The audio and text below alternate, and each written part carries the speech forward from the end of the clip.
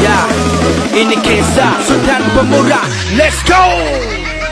Aku buka cerita kisah Sultan Pemurah. Ramai tertanya-tanya siapakah gerangannya. Ada bilang Bang Sueb, ada bilang si Kajak. Susah betul mau tegak, pening kepala otak. Kisah ini bermula first kena bagi singa. Terkejut aku terkentut sampai tidak terkata. Dari 13 orang pengikut Sultan Pemurah, sekarang sudah ratus ke padu cam super saya. Bila Sultan masuk lepas mula gegar di hati. Dengan salam permulaan lepas singa diberi. Ada siapa tidak senang mula rasa terharu. Moga Sultan mewah rezeki serta sehat selalu. Sultan yang pemurah dikongsi ikhlas dari hati. Tidak kira lawa besar atau kecil dia bagi. Aku hanya mampu doa moga kita semua sehat. Aku harap suatu hari dalam surga kita rehat.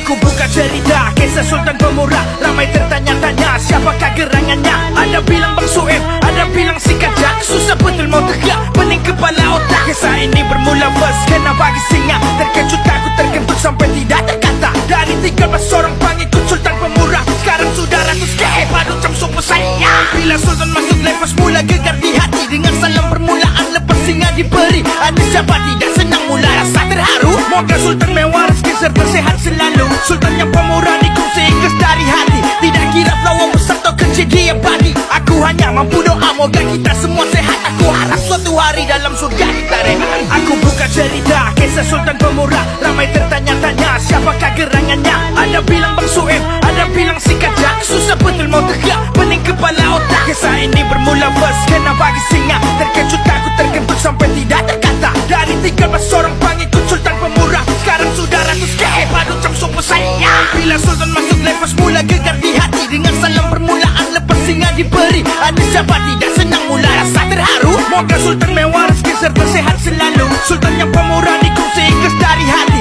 Tidak kira lawa besar atau kecil dia bagi. Aku hanya mampu doa moga kita semua sehat. Aku harap suatu hari dalam surga kita rehat. Aku buka cerita kisah Sultan Pemurah. Ramai tertanya-tanya siapakah gerangannya. Ada bilang Bang Sueb, ada bilang si Kajak. Susah betul mau tegak, pening kepala otak. Kisah ini bermula first kena bagi singa. Terkejut aku terkentut sampai tidak terkata. Dari 13 orang pengikut Sultan Pemurah, sekarang sudah ratus ke padu cam super saya. Bila Sultan masuk lepas mula gegar di hati. Dengan salam permulaan lepas singa diberi. Ada siapa tidak senang mula rasa terharu. Moga Sultan mewah rezeki serta sehat selalu. Sultan yang pemurah dikongsi ikhlas dari hati. Tidak kira lawa besar atau kecil dia bagi. Aku hanya mampu doa moga kita semua sehat. Aku harap suatu hari dalam surga kita rehat. Aku buka cerita kisah Sultan Pemurah. Ramai tertanya-tanya siapakah gerangannya. Ada bilang Bang Sueb, ada bilang si Kajak. Susah betul mau tegak, pening kepala otak. Kisah ini bermula first kena bagi singa. Terkejut aku terkentut sampai tidak terkata. Dari 13